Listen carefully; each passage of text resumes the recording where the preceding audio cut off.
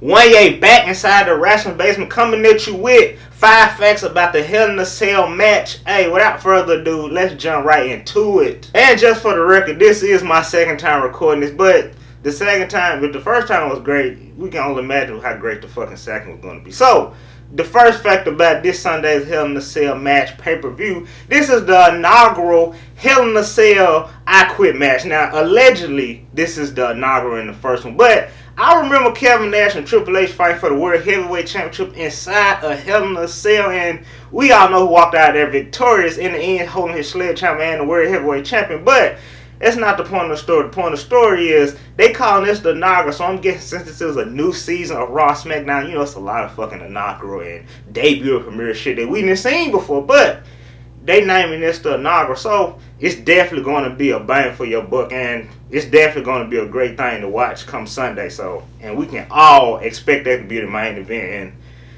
And I ain't gonna say Jey Uso gonna be the underdog because shit, Roman Reigns, he ain't got a great history inside the Hell in a Cell match.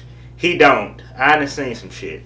But, indeed, that is the first fact. This is the inaugural Hell in a Cell I Quit match in this season of WWE. The second fact about this Hell in a Cell pay-per-view is Jey Uso has been inside the Hell in a Cell match before, so Roman Reigns having that bad experience that he had inside the Hell in a Cell pay-per-view, Jey Uso was in there fighting for the tag team champions in the inaugural tag team Hell in a Cell match. Now, as far as that whole situation, the tag team division used to be lit back then. Like, you had 3 teams, you had the Uso, you had the New Day, all 3 of them coming out there, they fighting. Xavier Woods on the outside with Francesca, he cheating.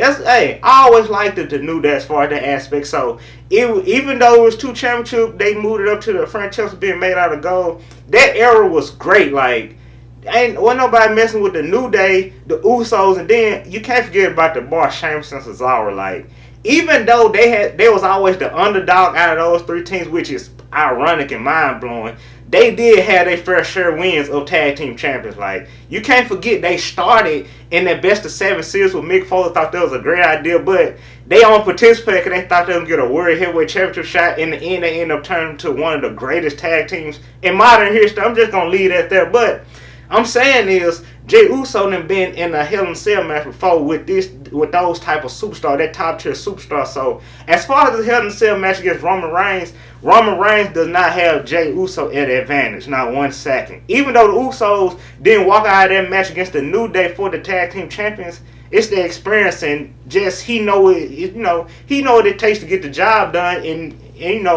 in some cases, and shit, he know what they expect, and Roman Reigns just ain't got nothing over him. So, that's the second fact. And the third fact, this ain't Randy Orton's first time in a Hell in a Cell match. Indeed, this will make his 7th Hell in a Cell match. Now, we all remember when they first rolled out this red Hell in a Cell cage, everybody tried to compare it to McDonald's, which is a stupid idea. But Randy Orton competed in this red Hell in a Cell cage, the new design, against Jeff Hardy, which we know Randy Orton won that match. It was a great match overall. But, before that, he done went in Hell in a Cell match against superstars like Triple H, The Undertaker, and shit.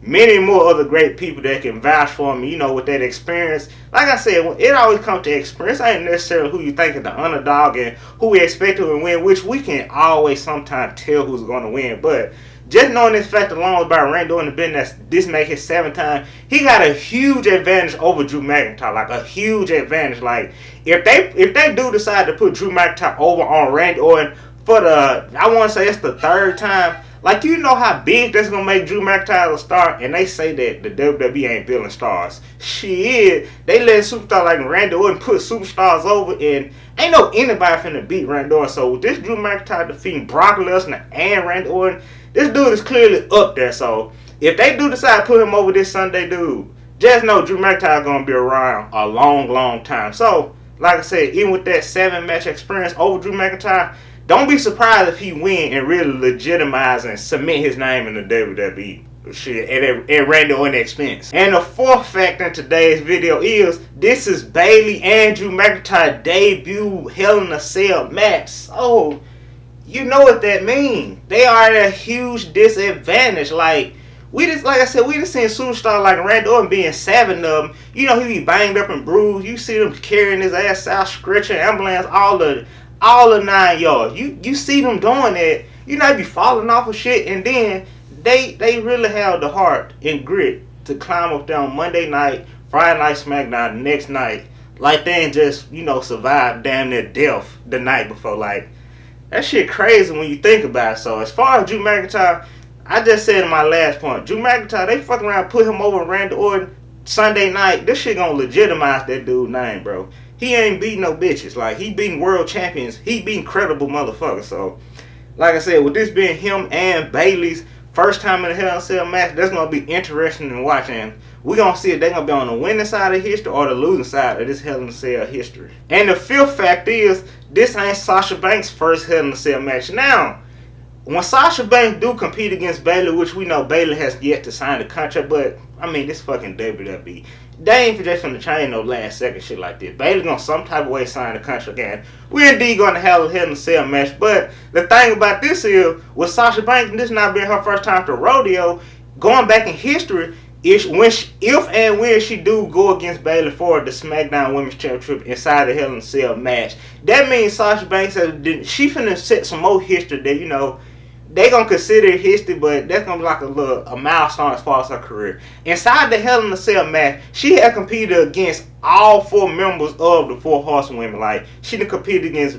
Becky Lynch, she done competed against Charlotte, and next, it ain't nobody left but Bayley. So she done been there with, down there all of them, and it's really gonna be, like I said, some history, record setting shit, as far as the new season of WWE, gonna be some history record and shit. So as far as that, Sasha Banks is really putting that name on the map as far as women Hell in a Cell matches. Like, ain't nobody been in that many but her, so shit, she getting them under her belt. So whatever the women's division be 10 years later, shit, at least in my era that we living in now, we can say, damn, Sasha Banks, she was in 4 Hell in a Cell matches and shit. There was all title matches against credible motherfuckers. So you can't understatement that type of shit. Like, them women back in the days, I wasn't really into the women's wrestling back in the day, but now I'm very in tune with the women's wrestling. Like, that shit be lit. Like, some nights I prefer Charlotte Flair and Sasha Banks and Bayley. I prefer them to be on that bit in the main event rather than some bullshit that we know gonna be some commotion at the end. But as far as that,